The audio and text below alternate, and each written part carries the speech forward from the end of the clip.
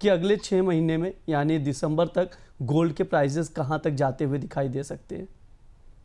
देखिए फ्रेंकली मैं मेरी टीम ने जो रिव्यू किए थे, हमने पिछले साल एक रिपोर्ट बनाई थी जहां पे हमें लग रहा था कि फर्स्ट हाफ तेजी का रहना चाहिए, सेकंड हाफ एक करेक्शन का रहना चाहिए। तो हमने फर्स्ट हाफ में फ्रेंकली 3,100 तक का ही हमने टारगेट लिया था जब भाव $2,200 चल रहा था। बट हमने ऑलरेडी उस लेवल को ब्रीच करके 3,500 तक के लेवल देख चुके हैं।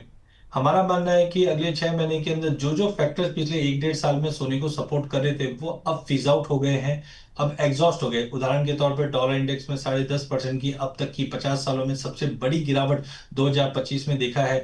अब कहीं ना कहीं आपको देख लीजिए 15 दिन में डॉलर इंडेक्स में रिकवरी आ रही है।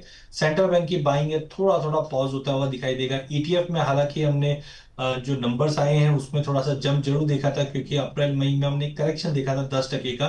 बट कुल मिला के अब यहां से मुझे नहीं लगता कि सोने में डबल डिजिट रिटर्न बनेंगे जो पिछले 4 सालों में अब तक देखा है। तो एक कंसोलिडेशन आ सकता है, और सोने में आप समझिए कभी भी एक परसेंटेज करेक्शन बहुत रेयर होता है, टाइम करेक्शन आता है। तो इट्स टाइम के अगले 6 महीने में मुझे लगता है सोने में एक टाइम करेक्शन में आ जाएगा। लेकिन भाव इतने ज्यादा बढ़ चुके हैं ब्रिज के, एक अगर परसेंटेज करेक्शन की बात करें तो हमने ऑलरेडी अप्रैल मई में 10% का फॉल देखा ही है। तो मेरा मानना है कि अगले 6-8 महीने में सोना करेक्ट करता हुआ दिखाई देगा। इमीडिएट सपोर्ट तो 3,080 से 3,100 है।